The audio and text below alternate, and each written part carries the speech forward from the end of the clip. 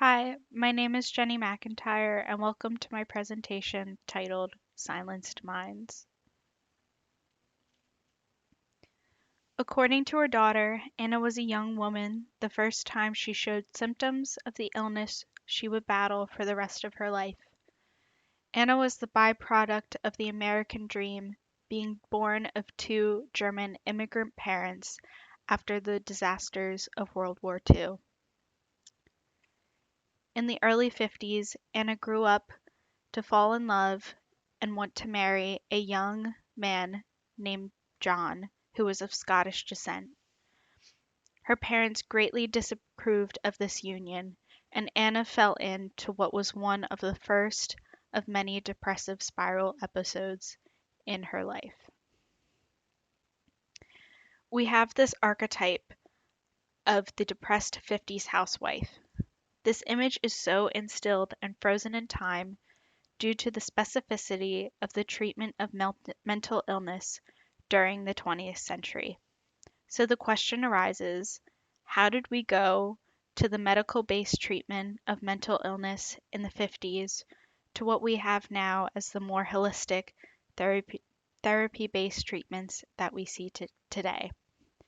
To find the answer to that question, we must look to some of the darker treatments used at that time.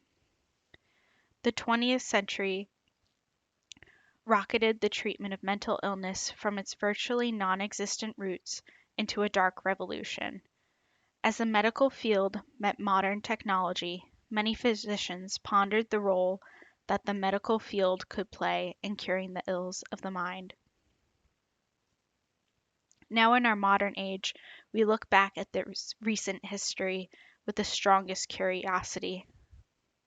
Lobotomies, electric shock therapy, hypnosis, and insulin treatment were some of the shining stars of the mid-20th century mental illness cure craze. Those who opted for these procedures and treatments were unsuspecting, many being used as guinea pigs by medical professionals in search for the glory from the all-around cure of the demons many people faced. One man who was in sought of the glory of curing the ills of the mind was Walter Freeman.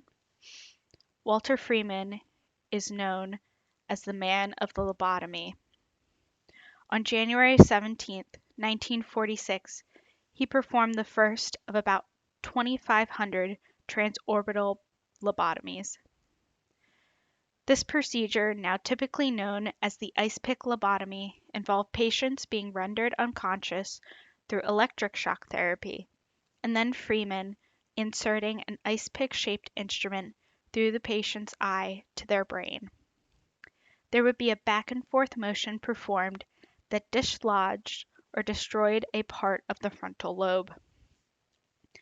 Just like the randomness of the motion of the ice pick, there was a complete randomness of how patients recovered from this procedure. The media praised Freeman, who had turned this procedure into a spectacle. Though many left his table with a miraculous sense of peace, others gained that peace at very grave costs.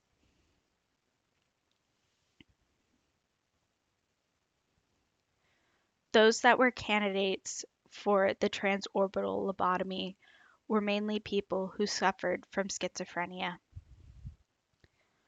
Freeman was a showman, and according to Howard Dully in his book titled My Lobotomy, one patient even died on the operating table when Freeman stopped mid-surgery to take a photograph. Many patients were left as shells of their former selves because of this procedure. Another common treatment during the mid-20th century was electric shock therapy. This was discovered in 1938, and this procedure was a reoccurring therapy that induced convulsive seizures through running electric currents into the patient's temple. Here we have a photograph from the time illustrating the electrode connected to the brain and a tongue protector in the patient's mouth. There is always a risk when inducing seizures, and that is taken on each time this procedure is experienced. This therapy must also be repeated because its positive effects are not long term.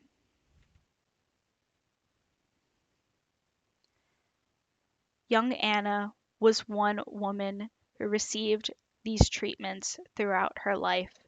She received them within conjunction of talk therapy and medication, which was another revolutionary treatment at the time.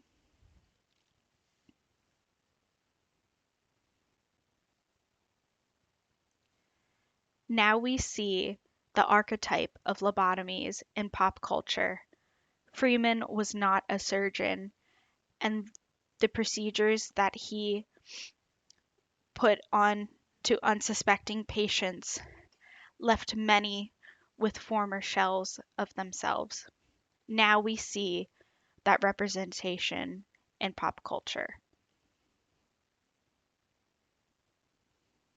It's not so bad, Homer. They go into your nose and they let you keep the piece of brain they cut out. Look. Ooh, hello. Hello there. Who's that big man there? Who's that? Join us, Father. It's Bliss.